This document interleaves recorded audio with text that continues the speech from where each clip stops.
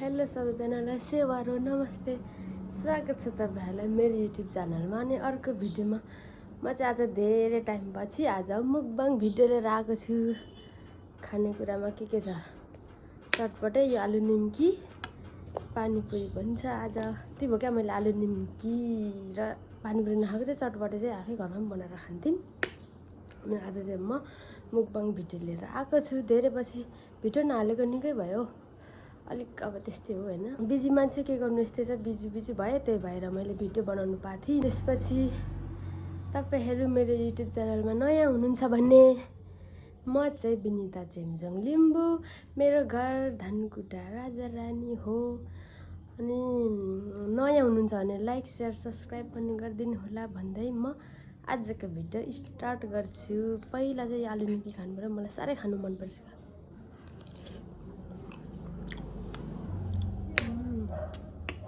आलु निम्की चाहिँ मैले किनेर ल्याएको आलु निम्की र पानीपुरी।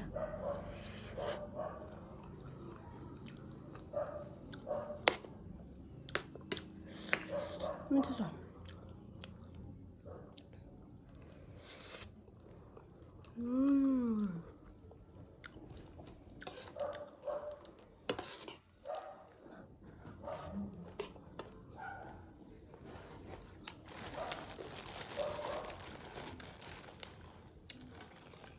ढुङ्ग्री पनि छ नि मेरो।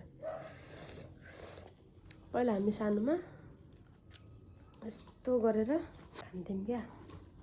1 रुपैयाँकै 2टा आउँथ्यो, अहिले त एउटा मात्रै आउँछ।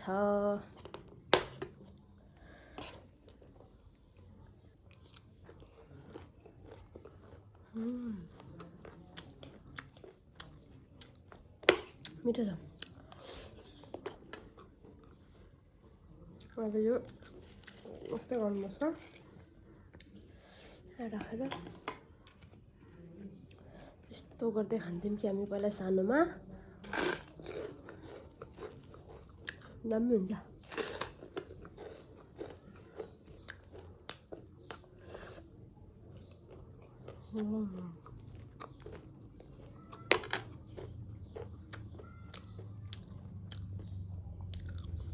दामी छ। चटपटे मिठो भयो।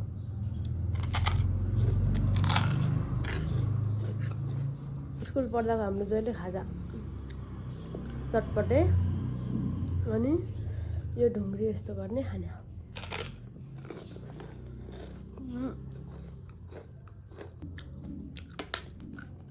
क्या मिठो हुन्थ्यो। भोकले नै होला स्कुलको गेट छेउमा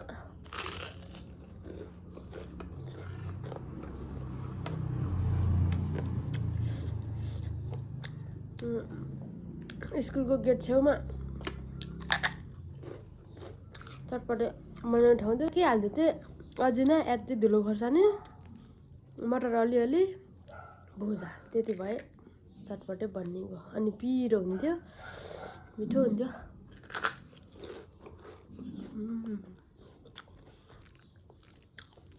हामी सुन्नु तर चटपटे र यस्तरी गरेर खाँदै मिठो हुन्छ यो। थुपा खाँदा यस्तो तान्दै खाँदा पनि मिठो हुन्छ। दामी बनाइदिनु भएछ आज आलु निम्की।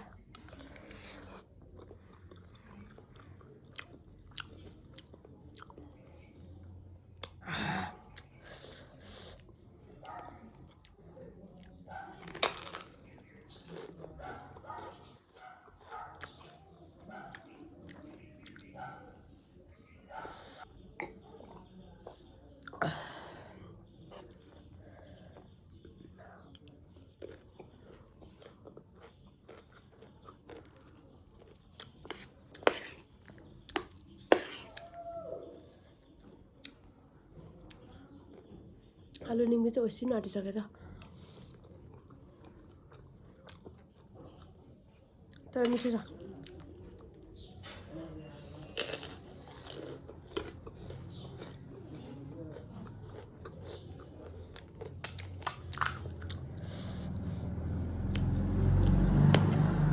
पानीपुरी पनि खाइदिउँ न त सट्ट लाएर।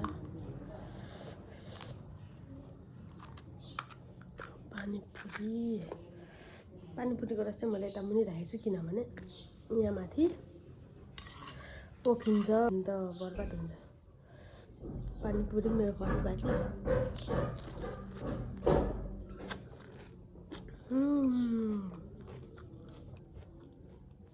मिठो तर अमिलो। म अमिलो धेरै खाँदिनँ नि त त्यही भएर अमिलो।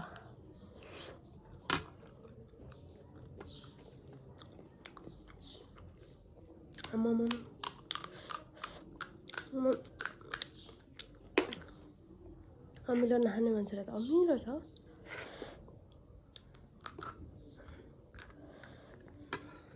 यस्तो गरेर खान्छु म।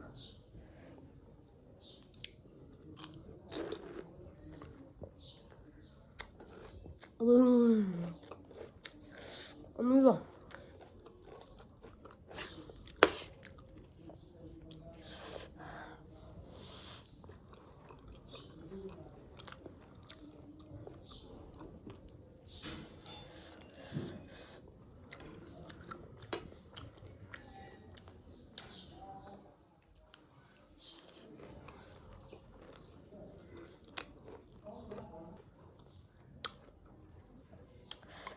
कहिलेदेखि मुकबाङ भिडियो बनाउने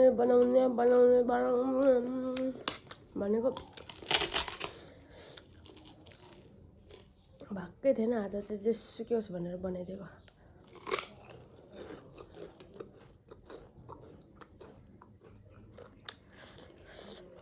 मिठो छ मेरो चटपटे। आफै बनाएको चटपटे छ। सामान ल्यायो अरे।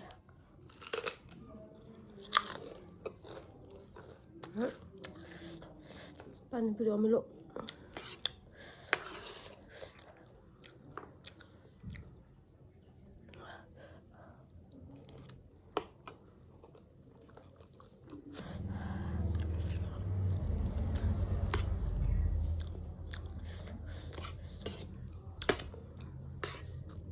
चटपटे अलिक बनाउनु टाइम लाग्यो त्यही भएर आलु कोसेको छ नत्र लास्टै मिठो हुन्छ। अहिले पनि नमिठो त छैन, मिठो छ तर पनि पिरो भयो।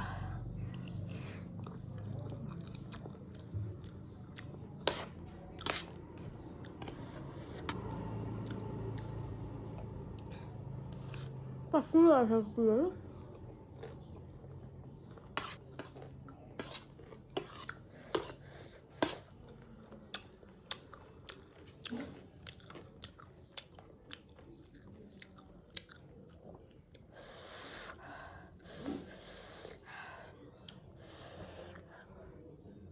लास्टै पिरो भयो। खोर्सानी टोकेको छ।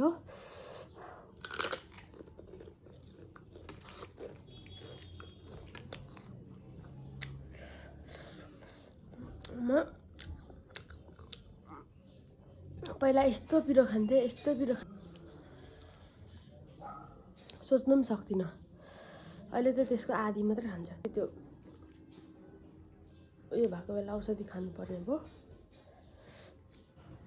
त्यति बेला अलिक अब त्यो पिरो चिलो अमिलोहरू मासुहरू बार्नु लाग्थ्यो। त्यति बेला एकछिन मैले पिरो खानु छोडेको थिएँ। अलिक पछि पिरो खाँदा त राम त कुरै नगरौँ। अहिले हल्का बानी हुँदैछु। खाँदिनँ होइन, तर पहिलाको दाजुमा म आधी नै पिरो खाँदिनँ क्या। एकदम पिरो भयो त्यही भएर मलाई हल्का पिरोले पनि पिरो भइहाल्छ। तर खानु त खान्छु, तर पहिलाको जति चाहिँ म खान सक्दिनँ। त्यसको चाहिँ आधी मात्रै खान्छु किनभने मैले 2-3 महिना चट्टै नै खानु छोडेको थिएँ। मसलाको खोर्सानी पनि छ्याक मसला भनिन्छ। मलाई चाउचाउको मसला पनि पिरो हुन्थ्यो क्या त्यति बेला।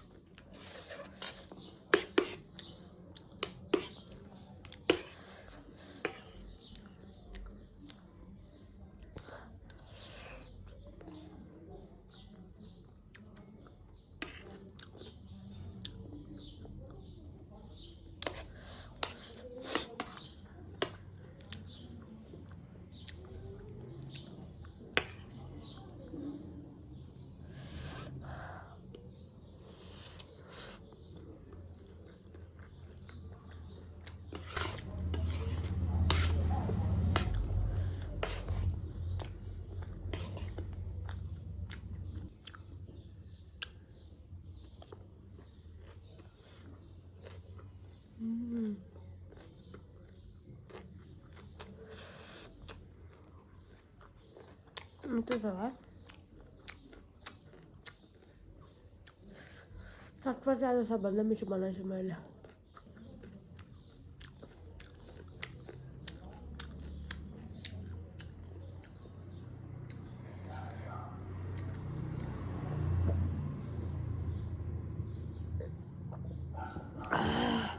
पानीपुरी चाहिँ मैले अमिलो खानै सकिनँ हो।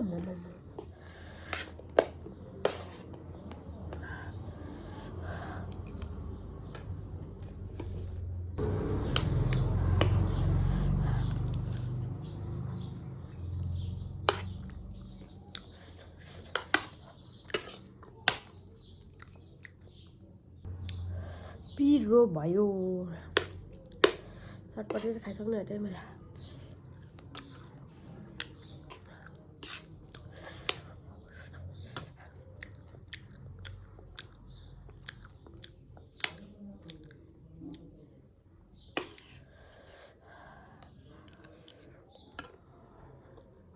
आँटे मेरो खानेकुरा।